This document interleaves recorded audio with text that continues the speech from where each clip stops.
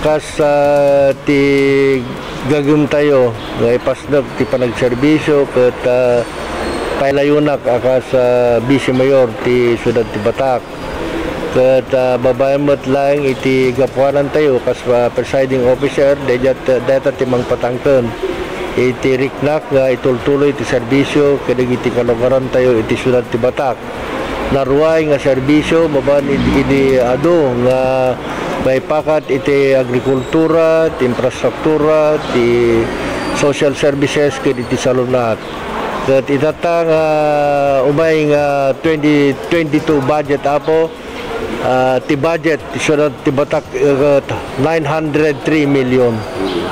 Kahit nakasawan na namnamaan na dagiti kalugaran tayo no kas pagarigan data ket mapagasatan tayo manan aket may implementar tayo itong 2022 dato yung budget ket mamati ak nga dato yung budget ket talaga maparubuatan matulungan iti nananay nga serbisyo dagiti kalugaran tayo iti Siyudad ti Batak.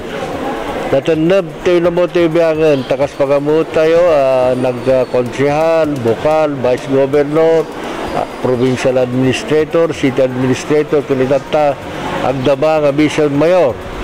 Ket babang kineta nga naruay nga padas ken adal ket adu ti may tulong tayo ket kas apresyaren dagiti kalugaran tayo ti Siyudad ti Batak ken kabangibang munisipyo ket adu ti umapapal kineto nga serbisyo ta data ket isumot ti may patpatangatang kan may social media ket hala ka data po talagang dato yung administrasyon ni Apo Mayor Albert Chua ket kompletos ricados no kitkitaan tayo ta amin nga pakiseknan iti pagsayatan ket adalata ti riknak ng panunot ti liderato ti Siyudad ti Batak.